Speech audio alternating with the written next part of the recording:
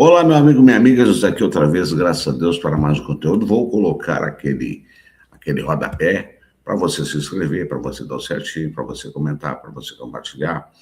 E, gente, eu quero pedir uma gentileza, dá uma olhada se você está com todas ativou o sininho das notificações, todas elas, porque o YouTube está me sabotando e também eu estou vendo que pode estar vendo alguns interesses, porque com 3.630 ou 730 inscritos, é meio inadmissível o número de visualizações que nós estamos tendo, até porque os conteúdos são interessantes. Se você vem para cá é porque você viu alguma coisa interessante nesta pessoinha aqui, e nós somos uma família, e nós precisamos estar de mãos dadas. Na esquerda, ninguém larga a mão de ninguém. Essa que é a grande verdade.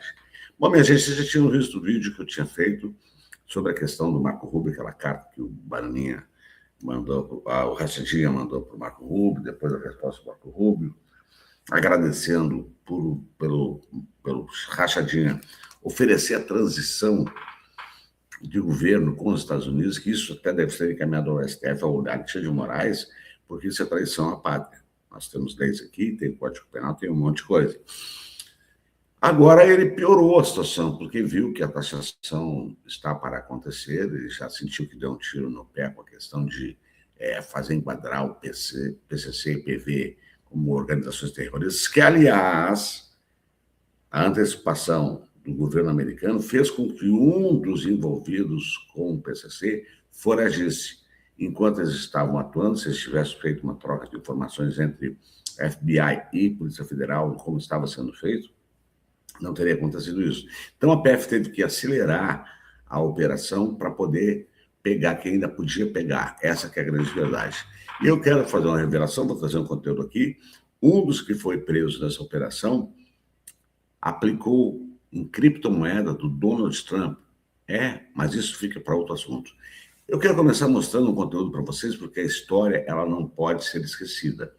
De um canal que eu trouxe aqui, das falas do Eduardo Bolsonaro, Jair Bolsonaro, Paulo Figueiredo, próprio Flávio Bolsonaro, sobre essa questão do tarifaço. E agora eles querem fugir desse tarifaço. Então, eu quero que você fique comigo até o final, porque eu ainda tenho um conteúdo do UOL, tenho um conteúdo da Andréa Sadi mostrando essa carta, porque é um absurdo o cara propondo que o Brasil saia do Mercosul, quando levaram 25 anos. O presidente do Paraguai elogiou o Lula quando ele assumiu. O Lula não pôde ir ao evento da assinatura do acordo Mercosul-União Europeia.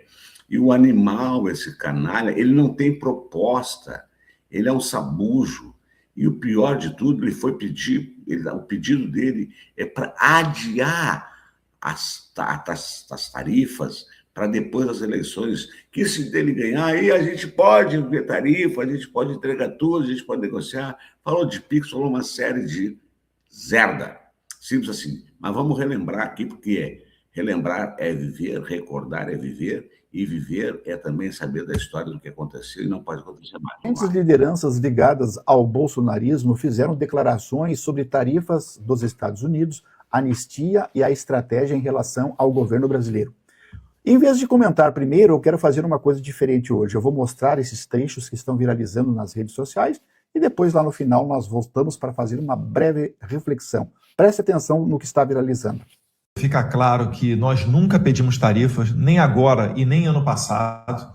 Sempre falei disso. É mentira! A partir de 1º de agosto, empresas brasileiras que desejarem acessar o maior mercado consumidor do planeta estarão sujeitas ao que se pode chamar de tarifa Moraes. Leia a carta do Trump, bota a base do Lula para votar a anistia, por exemplo.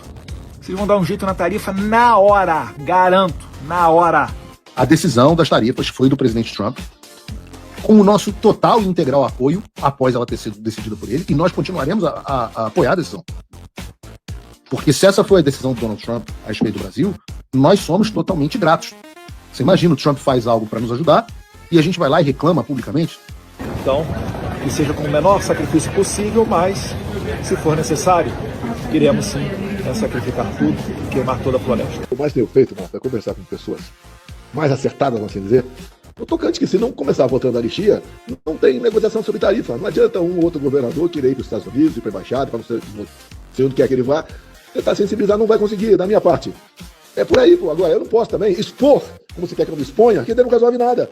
estou dizendo que nós vamos pessoalmente boicotar qualquer tentativa de conversa aqui nos Estados Unidos que não passe por uma anistia ampla, geral e restrita. Se eu der uma de machão agora, atenção, só se for assim, só se for assado, não resolve nada. Eu tenho meus contatos, não falo com ninguém. E estou fazendo aquilo que eu entendo, você também tem razão, é a anistia. Resolveu a anistia, resolveu tudo. Não resolveu, já era. Ele não perde nenhuma, tenha certeza disso. Se você olhar para a Segunda Guerra Mundial, o que os Estados Unidos fez com o Japão? Lança uma bomba atômica em Hiroshima para demonstrar força. Qual foi a reação do Japão naquela época? Falou, olha, nós aqui somos patriotas, isso é uma interferência dos Estados Unidos aqui no nosso país, vamos resistir fora Yankees. Qual foi a consequência 3 dias depois? Uma segunda bomba atômica em Nagasaki. Para aí depois, sim, haver, no dia 16 de agosto de 1945, portanto, 2 semanas depois da primeira bomba, haver uma rendição formal por parte do Japão. Então, essa situação tem que ser encarada como uma negociação de guerra, assim, onde nós não estamos em condições normais, nós não estamos em condições de exigir nada por parte do governo Trump. Ele vai fazer o que ele quiser, independente da nossa vontade. Mas tem um cara nos Estados Unidos que eu acho que não vai reconhecer a eleição brasileira.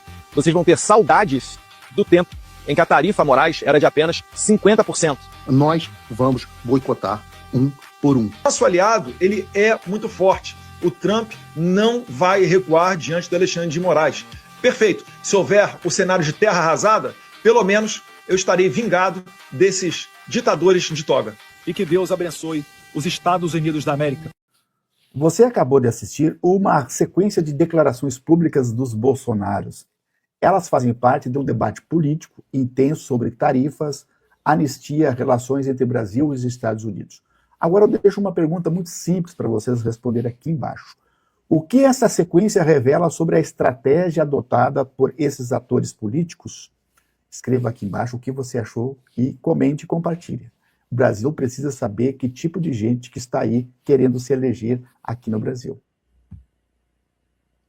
Aproveite e deixe o teu comentário sobre essa fala. Agora vamos ver a Madeleine, uma coisa assim, Mariane, lá do UOL, o que ela está dizendo sobre essa questão da ida do Caixa O senador Flávio Bolsonaro é esperado para depor numa audiência pública aqui sobre o tarifaço, justamente para falar contra o tarifaço, e ele, basicamente, o que ele vai dizer se tornou público hoje. Ele submeteu ao governo dos Estados Unidos um documento de 19 páginas, dizendo que se o Trump decidir pelos 25% de tarifa sobre o Brasil, ele entregaria uma vitória política a Lula. Inclusive, ele cita pesquisas que mostraram que, no ano passado, quando houve a tarifação em agosto, isso trouxe dividendos políticos para o Lula, algo que o Eduardo Bolsonaro e o Paulo Figueiredo, que atuaram em prol dessas punições ao Brasil para tentar forçar uma anistia ao Jair, costumavam negar, né, Dani? Então, agora o Flávio diz que isso seria uma vitória política para o Lula e pede que o governo dos Estados Unidos ao menos adie essa decisão para depois das eleições. Adiar para depois das eleições significa o quê? Que depois nós vamos entregar o Brasil para ti, tá, Trump? Mas agora não taxa, por favor, senão eu vou perder as eleições para o Lula. Eu já estou queimado, já me queimei com a Michelle, já me queimei com as evangélicas, já me queimei com um monte de gente, até o meu partido está todo rachado, e eu preciso da tua ajuda, Trump. É um canalha. Agora vamos ver trechos da carta que a Andréa Sadi trouxe lá na Globo News, para ver o grau de delinquência desse canalha que está aí candidato. E por isso esse vídeo deve ser compartilhado, por isso você deve dar o certinho, por isso você deve comentar, tá certo?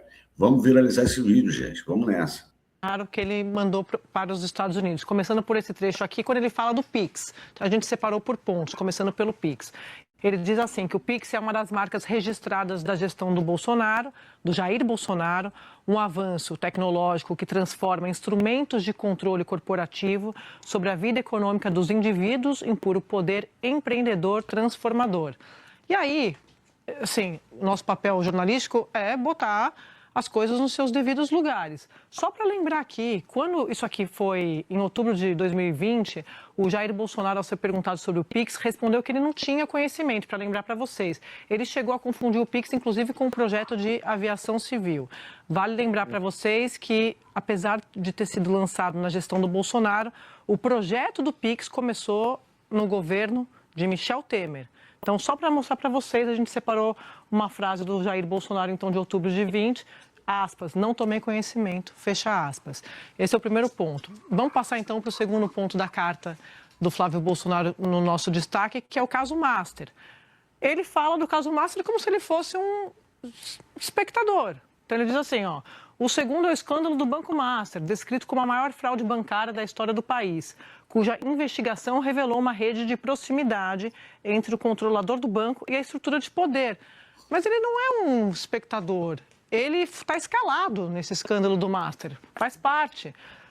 O Flávio Bolsonaro omite a própria relação dele com o Vorcaro. Não tem nada sobre isso, para lembrar para vocês. Áudios mostrando o senador pedindo dinheiro do Vorcaro para o filme sobre o pai, o Dark Horse. A Polícia Federal está investigando os recursos.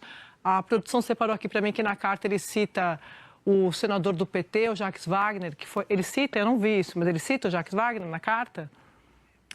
Cita, o Júlio está falando que ele cita aqui. Ele cita, mas omite a relação dele e de outros aliados, né? Que Ciro Nogueira, só para de cabeça que eu estou lembrando aqui, Hugo Mota, Cláudio Castro. Então, assim, tem o escândalo do Banco Master, mas o Flávio Bolsonaro é personagem principal nessa relação com o Daniel Vorcaro.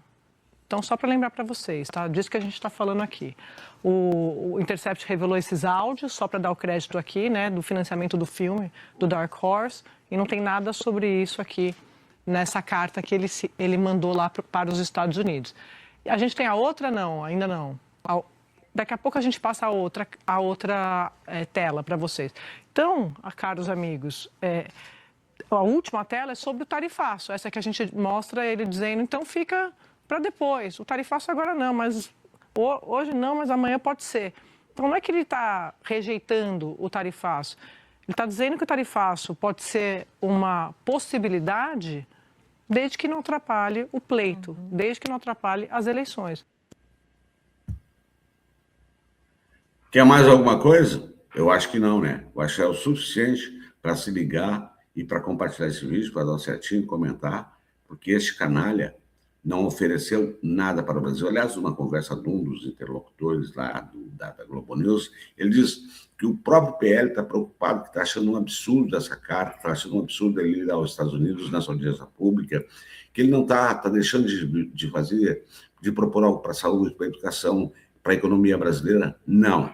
Ele está preocupado com um golpe. É isso que ele está preocupado, ou em perder as eleições, armando a cama para poder fugir do país, como o papai tentou, e outros já estão foragidos. Então, o conteúdo de hoje era este. Eu vou ficando por aqui, desejando a você uma ótima noite, um ótimo dia. Não sei que hora você vai assistir esse vídeo, dizendo que aqui é a Voz Libertadora, a verdade doa em quem doer, e como eu sempre digo ao final de cada conteúdo, com a graça de Deus, até o nosso próximo encontro, e deixando a nossa logo maravilhosa, rebentando corrente, libertando vozes e trazendo para o nosso campo. E um beijo no seu coração, lembrando que eu te amo, mas eu estou indo embora hoje, mas voltaremos. Tá bom? Fui!